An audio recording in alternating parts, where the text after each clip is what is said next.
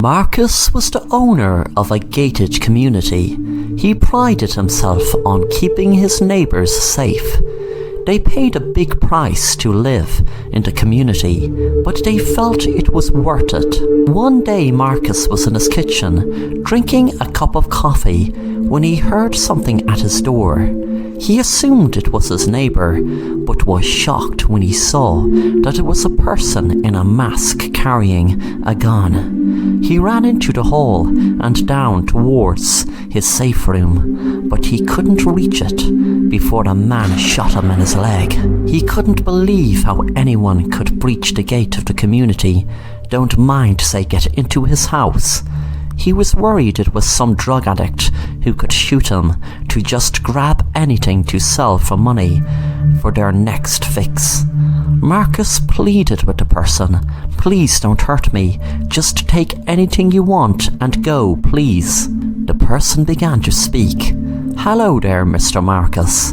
Aren't you very good helping people stay safe in this gated community? But then again, you get paid big for it, don't you?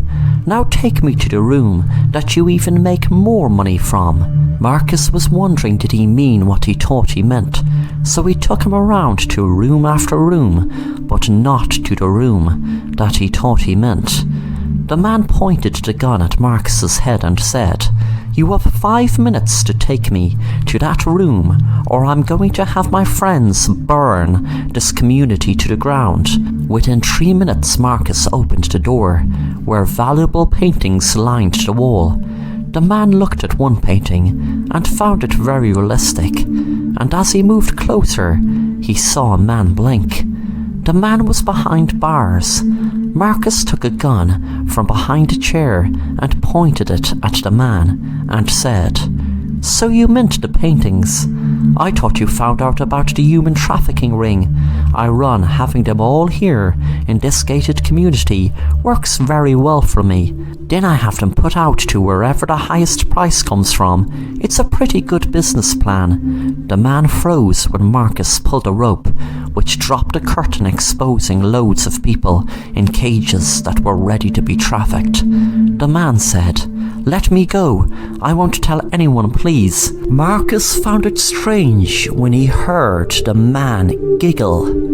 He knew people giggled out of fear, but it didn't really suit this situation. And if he is afraid and begging to be let go, why would he be giggling?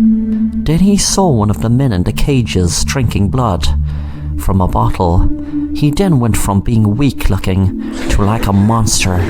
He went around biting everyone in the cage, and they all turned into vampires from the brother of the man in the mask, who was now a vampire.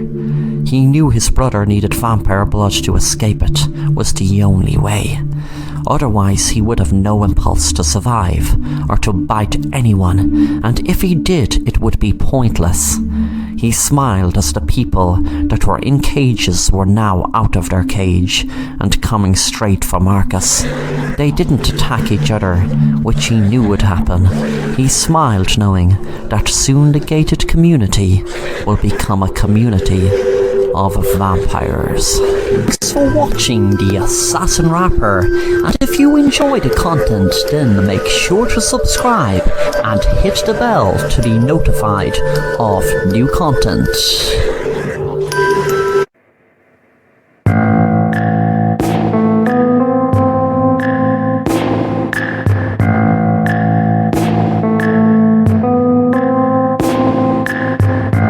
Sam was on social media for a few years now, but didn't get half of the views he would have liked.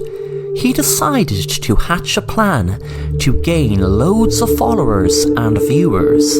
His plan consisted of him driving a taxi that he usually does, but something different for a live stream. He rigged the taxi with lots of cameras to film his customers.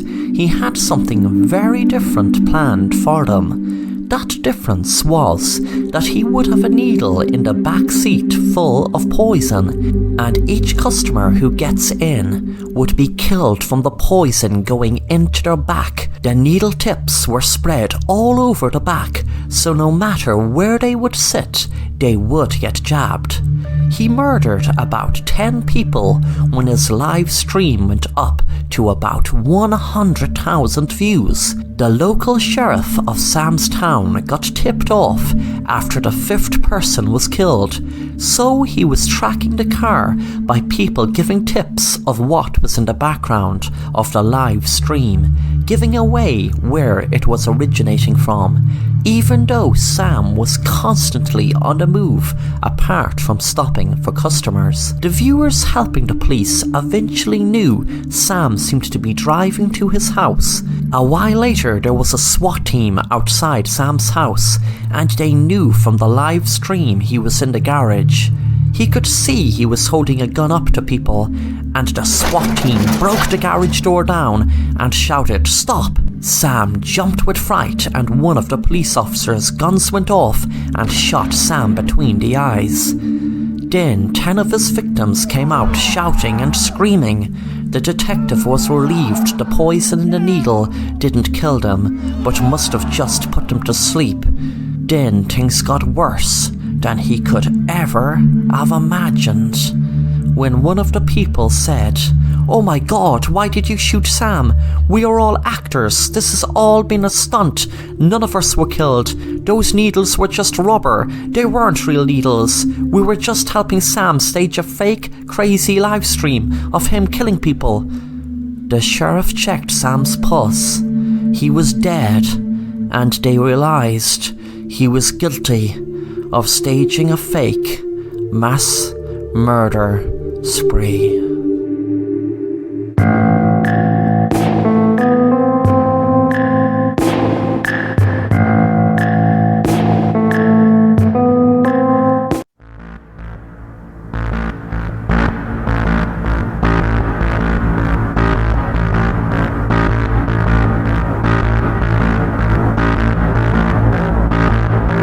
Dave was walking through the woods at 10 p.m. when he thought he heard a noise in the bushes. He looked around and saw no one, but he sensed there was someone watching him. He never walked into the woods more than a mile, because everyone that knew the woods knew that it could take hours, if not days, to find your way out the further you went in. It was like a maze after a while. He continued to walk on when suddenly 2 people in black jumped out of the bushes in front of him and held a gun to his head.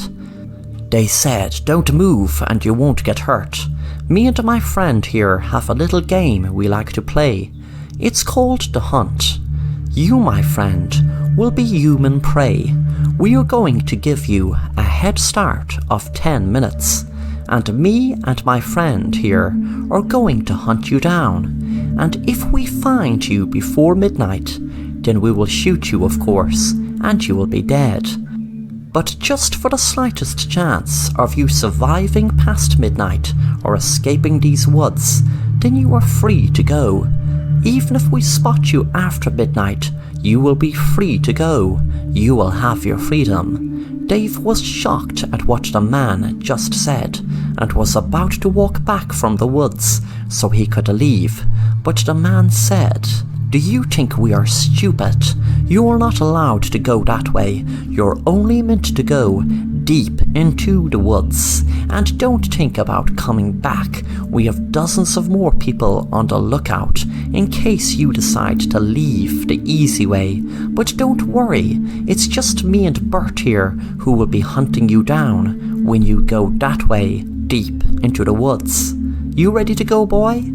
Dave said, "I'll go, but please don't kill me," and Dave ran and ran. 10 minutes later, the men followed him.